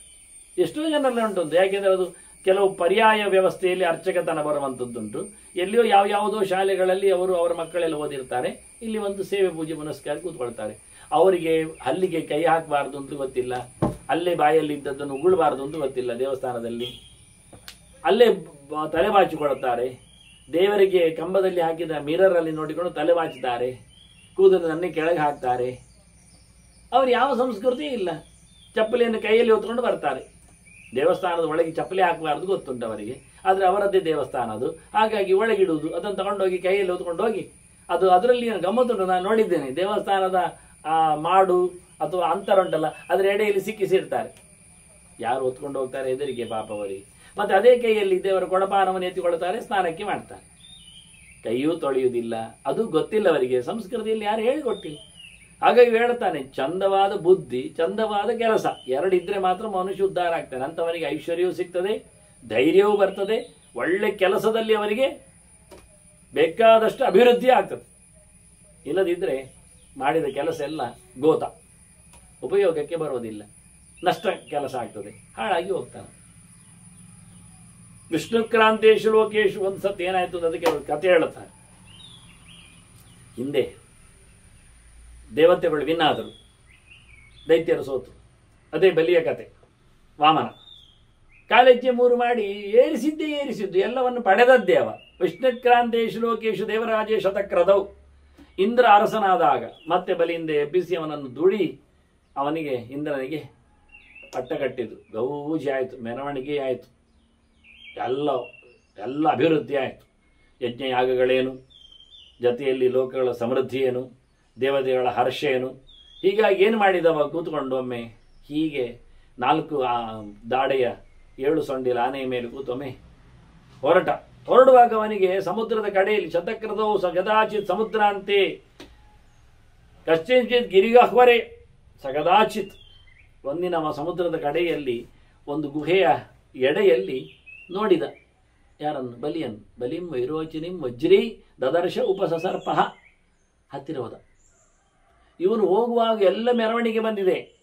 ವಸುಗಳು, ರುದ್ರರು, ಆದಿತ್ಯರು, ವಿಶ್ವೇ ದೇವತೆಗಳು, ಅಶ್ವಿನಿಗಳು, ಇವರೆಲ್ಲ ಸಾಧ್ಯರು, ಗಂಧರ್ವರು, ಇವರೆಲ್ಲ ಪಡೆ ಒಟ್ಟು ಸೇರಿದೆ. ದೇವತೆಗಳ ಗಡಣವೇ ಬಂದಿದೆ ಒಟ್ಟಿಗೆ. ಅವ ಎಡೆಯಲ್ಲಿದ್ದದನ್ನು ಬಲಿಯ ನೋಡಿದ ತಕ್ಷಣ ಅಲ್ಲಿಗೆ ಹೋಗಿಬಿಟ್ಟ ಇಂದ್ರ. ನೋಡ್ತಾ ಇದ್ದಾನೆ ಬಲಿ. ತತ್ರೈರಾವತ ಮೂರ್ಧಸ್ಥಂ ಪ್ರೇಕ್ಷ್ಯ ದೇವಗಣೈರ್ವೃತಂ ಸುರೇಂದ್ರಮಿಂದ್ರಂ ದೈತ್ಯೇಂದ್ರ ನ ಶುಶೋಚ ನ ವಿವ್ಯತ್. ಅವರ ದೊಡ್ಡ ಗಡನ ಪಡೆ ನೋಡಿಯೂ, ಇಂದ್ರನ ಕೈಯಲ್ಲಿ ವಜ್ರಾಯುಧ ಎಲ್ಲ ನೋಡಿಯೂ ಬಲಿರಾಜ ಸುಮ್ಮನೆ ಇದ್ದಾನೆ. ಬಲಿ ಅವನಿಗೇನು ಹೆದರಿಕೆಯೂ ಆಗಲಿಲ್ಲ, ಅವನು ದುಃಖವೂ ಅನುಭವಿಸಲಿಲ್ಲ. ಒಳಗಿಂದ ಬಂದುಬಿಟ್ಟಲ್ಲ ಪ್ರಾಣಿ ಅಂತ ಹೇಳಿಕೊಂಡಾಗಲಿ, ಮನಸಾರೆ ಅವನನ್ನು ದೂರಿಕೊಳ್ಳುವುದಾಗಲಿ, ಅಥವಾ ಒಮ್ಮೆಲೆ ಬೆಚ್ಚಿ ಬಿಳಿಚಿ ಹೋಗಿ ಬಂದ ಇಲ್ಲಿಗೆ ಹೇಳಿಕೊಂಡು ಹೆದರಿದ್ದು ಇಲ್ಲ. ಇಂದ್ರನಿಗೆ ವಿಚಿತ್ರ ಅನಿಸಿತು. ಹತ್ತಿರ ಹೋಗಿ ಕೇಳ್ತಾನೆ, ಹೇ ದೈತ್ಯ, ನವ್ಯತಸೆ ಶೌರ್ಯಾತ್ ಅಥವಾ ವೃದ್ಧ ಸೇವೆಯ, ಎಂದದಕ್ಕೆ ನೀನು? ನಾನು ಬಂದಿದ್ದೇನೆ, ರಾಶಿ ಬಂದಿದೆ ಮಾರೆ, ನಿನಗೆ ಹೆದರಿಕೆ ಆಗಲಿಲ್ವ? ಯಾಕೆ ಹೆದರಿಕೆ ಆಗುವುದಿಲ್ಲ ನಿನಗೆ? ಭಾರಿ ಪ್ರತಾಪವ ನಿನ್ನ ಹತ್ರ, ಎಂತಾದರೂ ಮಾಡ್ತೇನೆ ಅಂತಲ? ಅಥವಾ ಏನಾದರೂ ಹಿರಿಯರ ದೊಡ್ಡವರ ಸೇವೆ ಮಾಡಿದ್ದರ ಅನುಗ್ರಹ ಬೇನಿ ಉಂಟ? ಎಂತ ಸಿದ್ಧಿ ಉಂಟ ನಿನ್ನ ಹತ್ರ ಏನಾದರೂ? ಅದು ನಿನ್ನಲ್ಲಿ ಏನಾದರೂ ಗತ್ತು ಉಂಟಾ ಅಂತ ಕೇಳುತ್ತಾನೆ. ಎಂಥದ್ದು ಮಾರಾಯ? ತಪಸಾ ಭಾವಿತದ್ವಾದ್ವಾ ಸರ್ವತೈತ ಸುದುಷ್ಕರಂ. ಖಂಡಿತವಾಗಿ ನೋಡ್ಲಿಕ್ಕೆ ಹೋದ್ರೆ ಉಂಟಲ್ಲ, ನೀನು ಹೆದರಿಕೊಂಡು ಓಡಬೇಕಿತ್ತಿಲ್ಲ ಅಂತ ತಪ್ಪಿಸಿಕೊಂಡು, ಅಯ್ಯೋ ಕೈ ಮುಗಿಬೇಕಿತ್ತು. ಇದು ನೋಡಿದರೆ ನಿನ್ನಲ್ಲಿ ನೋಡುವಾಗ ಎಂಥದ್ದು ಅರ್ಥ ಆಗ್ತಾ ಇಲ್ಲ ನನಗೆ. ನಿಂದು ಭಾರಿ ಒಳಗೆ ತಪಸ್ಸು ಬೇನಿ ಉಂಟ ಮಾರಾಯ, ಅದು ಅನುಭವದ ಮೂಟೆಯ ಒಳಗೆ ಕೂತಿದೆ, ಎಂತ ಕಥೆ ಅಂತ ಕೇಳುತ್ತಾನೆ. ಶತ್ರುವೀರ ವಶಮಾನೀತ, ಈಗಾಗಲೇ ನಿನ್ನ ಶತ್ರುವಶನಾಗಿತ್ತು. ಹೀನಃ ಸ್ಥಾನಾತ್ ಅನುತ್ತಮಾತ್, ಭಾರಿ ಮೆರವಣಿಗೆಯಲ್ಲಿ ಮೇಲಕ್ಕೆ ಕೂತಿದ್ದೆ, ಎಲ್ಲರಿಂದಲೂ ಎಲ್ಲ ಬಿದ್ದೋಯಿತು. ಇವತ್ತು ಸ್ಥಾನಹೀನ. ವೈರೋಚನೆ ಕಿಮಾಶ್ರಿತ್ಯ ಶೋಚಿತವೇನ ಶೋಚಸಿ. ವಿರೋಚನ ಮಗ ನೀನು, ಅಳಬೇಕಿಲ್ಲಿ, ಸಂಕಟ ಪಡಬೇಕು, ಆದ್ರೆ ಆರಾಮಿದ್ಯಲ್ಲ, ಅದು ಎಂಥದಕ್ಕೆ ಹೇಗೆ ಆಯ್ತು ಮಾರಾಯ? ಬದ್ದಷ್ಟೇ ವಾರುಣ ಈ ಭಾಷೆ, ನಿನ್ನನ್ನು ವರ್ಣ ಭಾಷೆಯಿಂದ ಕಟ್ಟಿಯಾಗಿದೆ. ವಜ್ರೇಣಚ ಸಮಾಹತಃ, ಸಾಮ ಪಡೆದಿದ್ದೀನಿ ನಿನ್ನ ವಜ್ರದಲ್ಲಿ, ಮತ್ತೆ ನನ್ನ ಕೈಯಲ್ಲಿ ನಾಚಿಕೆ ಆಗಲಿ, ಆ ನೋವಾಗಲಿ, ಸಂಕಟ. ಎಂತ ಕಥೆ? ಯಾಕಿಲ್ಲ? ಹೃದದಾರ ಹೃದಧನ ಬ್ರೂಹಿಗಸ್ಮಾನ ಶೋಚಸಿ. ಮನೆ ಮಟ್ಟ ಮಂದಿ ಯಾರೂ ಇಲ್ಲ, ಸಂಪತ್ತಿ ಇಲ್ಲ, ಸಿಂಹಾಸನ ಇಲ್ಲ, ಅರಸೊತ್ತಿಗೆ ಇಲ್ಲ. ಎಂತ ಮಾರಾಯ? ಅಳುವಲ್ಲಿ ಅಳುವುದಿಲ್ಲ, ಯಾಕೆ ಅರ್ಥ ಆಗುವುದಿಲ್ಲಲ್ಲ ಮಾರಾಯ? ಇಷ್ಟೊತ್ತಿಗೆ ಯಾರು ಬದುಕುವುದು ಇಷ್ಟಪಡ್ತಿರ್ಲಿಲ್ಲ, ಎಷ್ಟೊತ್ತಿಗೆ ಯಾರೋ ಸತ್ತೋಗ್ತಿದ್ರು. ಕೋನ್ಯೋ ಜೀವಿತ ಮುತ್ಸಯೇತ್. ಇಂಥ ಪರಿಸ್ಥಿತಿಯಲ್ಲಿ ಯಾರಿಗೆ ತಾನೇ ಬದುಕಬೇಕು ಅಂತ ಕಾಣ್ತದೆ? ಅಂದರೆ ಸಾಯ್ಲಿಲ್ವ ಕೇಳಿದಾಗೆ, ನೀನು ಸಾಯ್ಲಿಲ್ವ, ಖುಷಿಯಲ್ಲಿದ್ದೀಯಲ್ಲ ಅಂತ ಕೇಳಿದಾಗ, ಎಂಥ ಕರ್ಮ ಮಾರಾಯ? ಬಹಳಷ್ಟು ಮಾತಾಡಿಕೊಂಡ, ಅದನ್ನು ಕೇಳಿಕೊಂಡ ಬಲಿ ಹೇಳ್ತಾನೆ, ಎಂಥದ್ದು ಮಾರಾಯ ಸುಮ್ಮನೆ? ಕೇಳ್ತಾನವನು, ಕಿಂ ಕತ್ತಸೇನ ಕತ್ತಿತೇನತೆ, ಎಂಥದಯ್ಯ ಶಕ್ಕರ ಕಿಂ ಕತ್ತನೇನತೆ, ಬೊಗಳಿ ಎಂತ ಮಾಡ್ತೀಯ ಸುಮ್ಮನೆ? ಕತ್ತರ ಅಂದರೆ ಬೊಗಳೋದು ಅರ್ಥ. ಎಂಥದ ಹೊಗಳೋದು ತೆಗೊಳ್ಳೋದು ಎಲ್ಲ ಎಂಥದಕ್ಕೆ? ಎಂಥದುಂಟು? ನೀನು ಎಂಥದ್ದು ಹಿಂದೆ ಅಶಕ್ತ ಪೂರ್ವಮಾಸಿತ್ತಂ, ಹಿಂದೆ ನೀನು ಹೀಗೆ ಬೆಪ್ಪನಾಗಿರ್ಲಿಲ್ವಾ?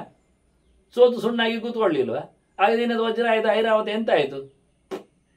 ನಮಸ್ತೆ ಮಾಡ್ತಾನೆ. ಕಸ್ತ್ವದನ್ಯ ಇಮಾಂ ವಾಚಂ ಸುಕ್ರೂರಾಮ್ ವಕ್ತು ಮರಾದಿ.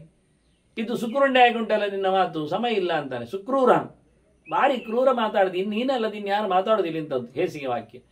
ಆವತ್ತು ನೀನು ಬೆಟ್ಟದಿಂದ ಅಡಿಗೆ ಕೂತವ ನೀನು, ಈಗ ನಾನು ಬೆಟ್ಟದಿಂದ ಓಡಿದ್ದೇನೆ ಹೇಳಿಕೊಂಡು ನೀನು ಮಾತಾಡೋದಲ್ವಾ? ಎಂಥದಯ್ಯ, ನಾವಾಗ ಮುದಲಿಸಿದ್ದೇವೆ ನಿಮಗೆ ಒಂದು. ನೀನಲ್ಲ, ನೀನು ಯಾರು ಹೀಗೆ ಹೇಳೋದಿಲ್ಲ ಮಾರಾಯ ಅಂತ ಹೇಳಿದ, ತಮಾಷೆ ಮಾಡಿದ. ಎಷ್ಟು ಶತ್ರು ನೋಡು, ಮನುಷ್ಯ ಅಂದ್ರೆ ಏನು ಗೊತ್ತಾ?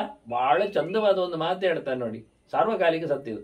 ಎಷ್ಟು ಶತ್ರುರ್ ವಶಸ್ಥಸ್ಯ ಶಕ್ತೋಪಿ ಕುರುತೆ ದಯಾಂ ಹಸ್ತಪ್ರಾಪ್ತಸ್ಯ ವೀರಸ್ಯ ತಂಚೈವ ಪುರುಷಂ ಇದು. ಒಬ್ಬ ಶತ್ರು ಅವನು ಹೊಡೆದಾಡಿಕೊಂಡು ಅವನನ್ನು ಸೋಲಿಸಿ ಕೈಗೆ ಸಿಕ್ಕಿದ್ದಾನೆ, ಅವನನ್ನು ನೀನು ಈಚಿಕೆಯಾಗಿ ಮುಗಿಸ್ತೇನೆ ಅಂದಾಗ ಯಾರವನ ಮೇಲೆ ದಯ ತೋರಿಸಿ ನನ್ನಾಗಿ ನೀನು ಸಹ ಇವತ್ತು ಸೋತಿರಬಹುದು, ಆದರೆ ಹೋಗು, ಗೆಲುವು ಆಗಲಿಕ್ಕೆ ಬರ್ತದೆ ನಿನಗೆ ಹೇಳಿ ಯಾರವನ್ನು ಬಿಟ್ಟುಕೊಡ್ತಾನೆ ಅವನು ಮನುಷ್ಯ ಅಂತ. ನೀನೆಂಥದ್ದು ಲೇವಡಿ ಮಾಡ್ತಾ ಇದ್ದೆ, ಸೋತವನ ಮೇಲೆ ಸವಾರಿ ಮಾಡಲಿಕ್ಕೆ ಬರ್ತಾ ಇದ್ದೆ ಅನ್ನೋ ನೆಲೆಯಲ್ಲಿ ನಿಜವಾಗಿ ಸೋತವನ ಮೇಲೆ ದಯ ತೋರಿಸುವ ಇದು ಧರ್ಮರಾಜ ಮಾಡಿದ್ದನು. ದುರ್ಯೋಧನನ್ನು ಎಡೆಮರಿ ಕಟ್ಟಿ ಎಲ್ಲ ಮಾಡಿದಾಗ ಅವನನ್ನು ಹೋಗಯ್ಯ ಹೇಳಿಕೊಳ್ಳುವುದು. ಹಾಗೆ ಜಯದ್ರಥನನ್ನು ಮಾಡಿದ ಕತೆ, ದುಶ್ಶಲೆಯ ಗಂಡನನ್ನು ದಯೆ ಅದ್ಭುತವಾದ. ದೃಪದನ ಎಡೆಮರಿ ಕಟ್ಟಿ ದ್ರೋಣ ಏನು ಮಾಡಿದ, ಹೋಗು ಅಂದ. ದ್ರೋಣನ ಕತೆ, ದ್ರೋಣಪುತ್ರನ ಕತೆ ಹಾಗೆ ಆಗಿತ್ತು.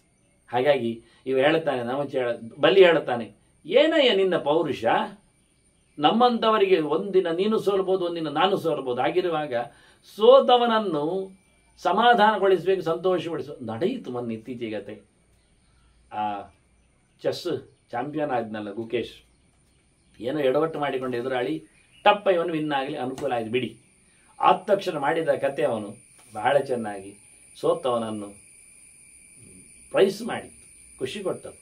ಅಪ್ಪಿಕೊಂಡವನಿಗೆ ನಮಸ್ಕರಿಸಿ ಅಲ್ಲ, ಮತ್ತೆ ಆ ಪಾನ್ಗಳನ್ನು ಯಥಾಸ್ಥಿತಿಯಾಗಿ ಇಟ್ಟು ಆ ಬೋರ್ಡಿಗೆ ತನ್ನ ಗೌರವವನ್ನು ತೋರಿಸಿದ ಒಂದು ಕತೆ ಉಂಟಲ್ಲ, ಅದು ಯಾರು ಮರೆಯುವುದಿಲ್ಲ.